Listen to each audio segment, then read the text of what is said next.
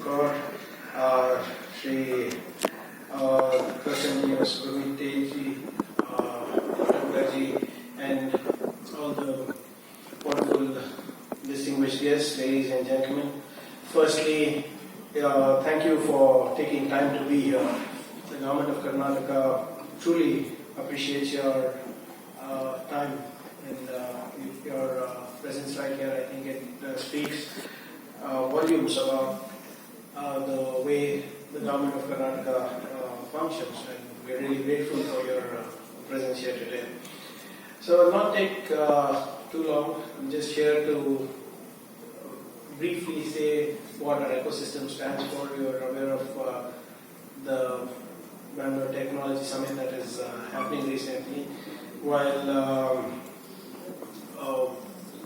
Dr. Kaur is a bureaucrat, Dr. Ritu Kaur is a bureaucrat, so she has to showcase Karnataka, and I'm the politician, so I have to show off Karnataka. So, because it's not too long ago, Bengaluru was a pensioner's paradise. And today we are one of the most disruptive cities in the world. We are building a resilient, sustainable and inclusive nation through technology and innovation from our state of Karnataka. You know, I'm often asked what makes Karnataka leader in various sectors. I mean, you pick a sector, we have a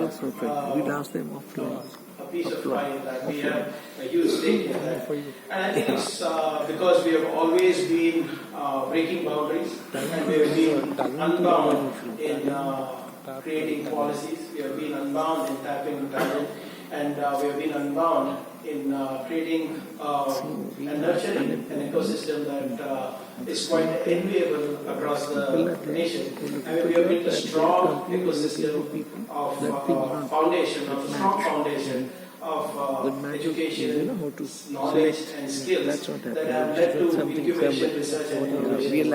Take a look at our education landscape. Show me an landscape that has close to around 450 engineering colleges, 70 medical colleges, 45 universities, 1,777 public and private industrial training institutions. We have the Indian Institute of Science, we have the Indian Institute of Management, we have the IIT, Bengaluru, we have NIT, we have CV Raman Institute, we have DRDO, we have the Demand for Rail Research, we have the National Tuberculosis Center, we have the University of Agriculture Sciences, we have the National Aeronautics Labs and Limited, we have the HAL, we have the BHEL, we have the ISRO. I mean, we are producing the maximum number of graduates for the workforce.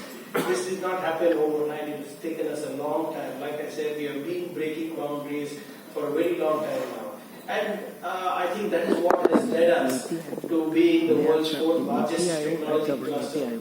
We are number one in India Innovation Index consistently. We are number one in service exports. We incorporated close to 38% of foreign direct investment that flows into the country. With 40% share, we are number one in electronics design in India. In machine tools manufacturing, we have staggering 52% share. In aerospace and defense manufacturing, we have 65%. Bengaluru is the fifth position in the top 50 AI cities in the world. Biotech production and exports, we have 60% share. 21% of the national bioeconomy is from Karnataka. The total base of startups in biotech is now across 4,000. Only in biotech we have 1,000 startups. And just last year, we had close to around 202 new biotech startups registering with us. That is almost like one new startup every 1.5 days. And we're number 4 in the global startup ecosystems currently.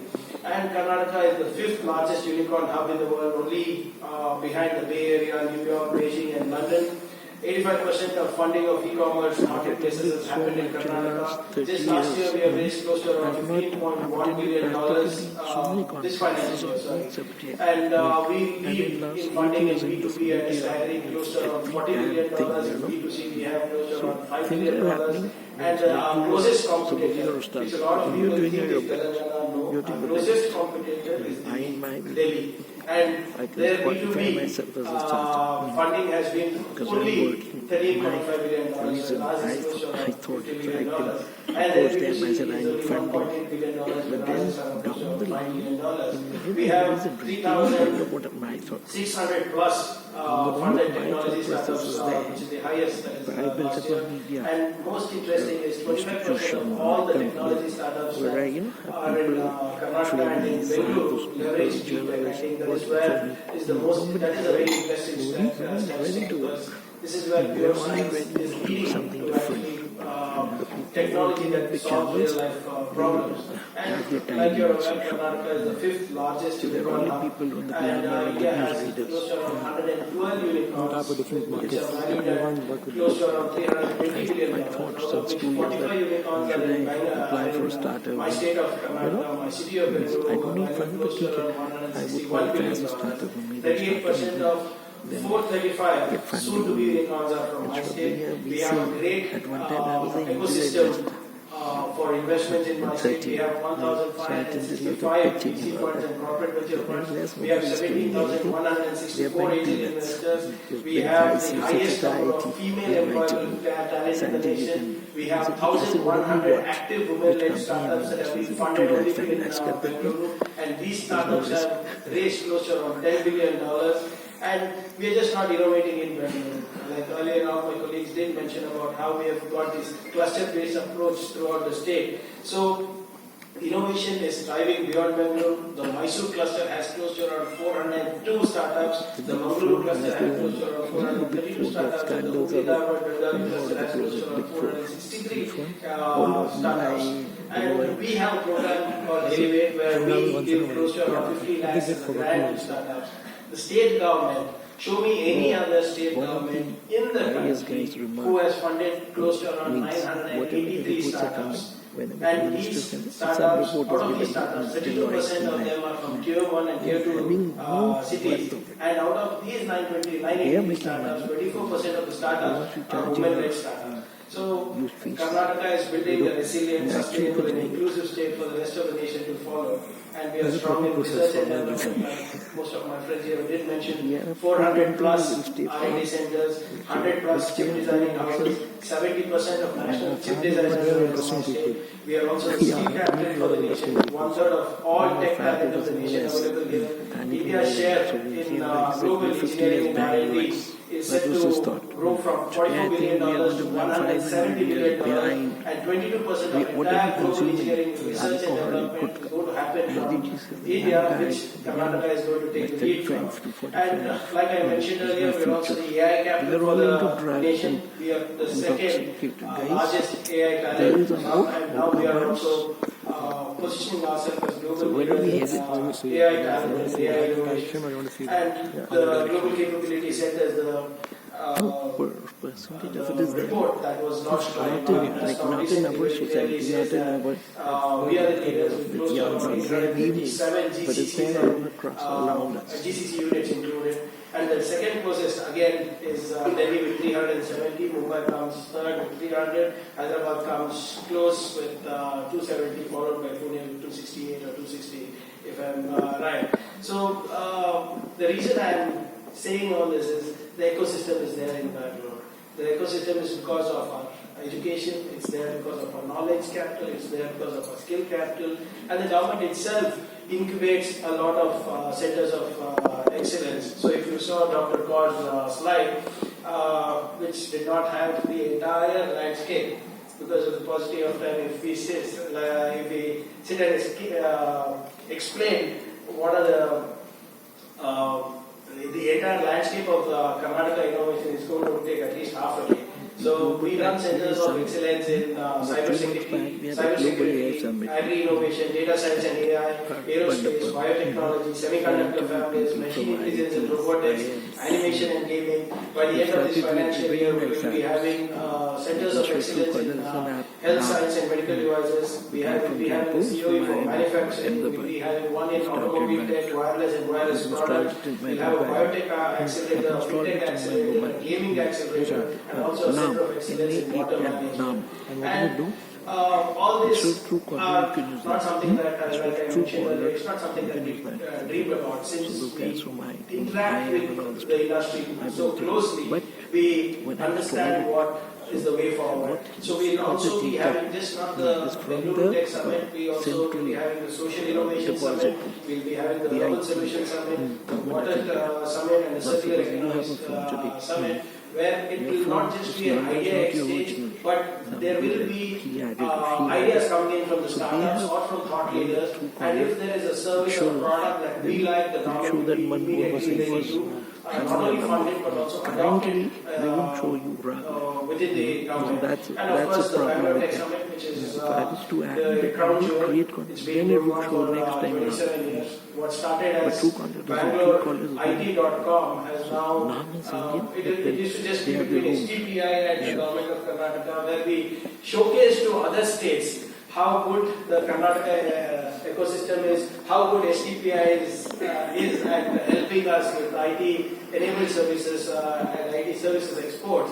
But what started out 25 years back, 26 years back, today has become a global event where a lot of states come to us for learnings, but also we are expanding through our Global Innovation Alliance members.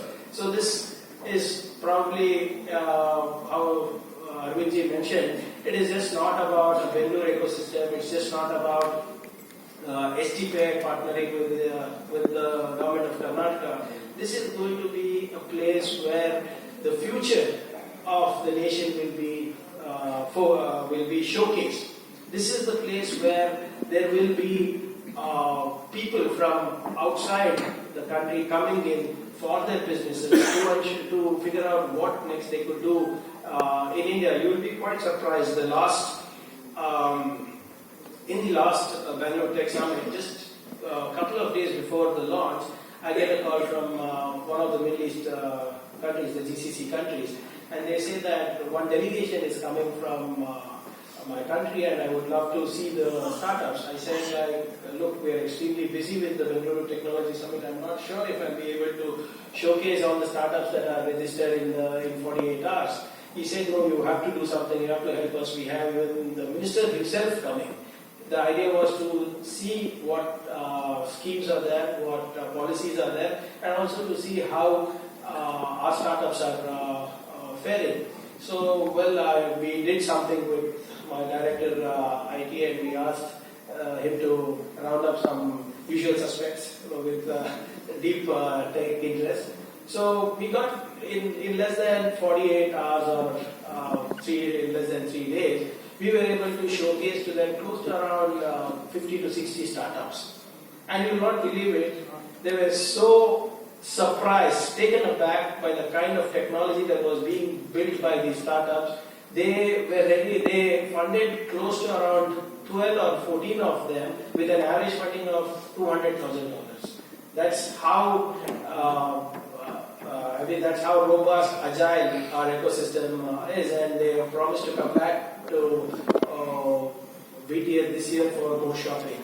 So the point I was trying to make is that Bangalore Tech Summit is a technology summit for the future. And to cut a long story short, Bengaluru's GDP is estimated to grow at 8.5% in 2035. So we will be leading from the front. The state of Karnataka is breaking boundaries to make India a skill nation, a research destination, an innovation capital, a startup hub, a manufacturing destination, and a biotech pivot that will transform lives. Trust me, we are the only city and state that is unbound and has the power to design, develop, and deliver innovations from agriculture to deep space, and we are the ones with potential and the resources to break the boundaries to make global impact. My government is not a government. It's a government that listens. We are learning and we are ready to adapt.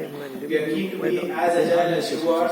We are keen to ensure that we grow with you, and the growth will have more social impact across sectors, not only in the state but also for the nation. So without taking more time, I once again like to express my gratitude for your presence over here, and I'm looking forward to seeing you in Bengaluru soon. And for many of you who have not been to Bengaluru for the Bangalore Tech Summit, I really would urge you to come there for at least 3 reasons. One is Delhi की सर्दी तो आपको बर्दाश्त नहीं होती, गर्मी अच्छी नहीं लगती, और दिल्ली की राजनीति से दूर रहो तो ही अच्छा. So in English, like how we pitch, weather-wise or otherwise, we are a good state to be in. So you need to come to Bangalore Tech Summit. You need to come and engage with the government of Karnataka, and we are going to be your partners for growth in the future. Thank you so much. Jai Hind, Jai Karnataka.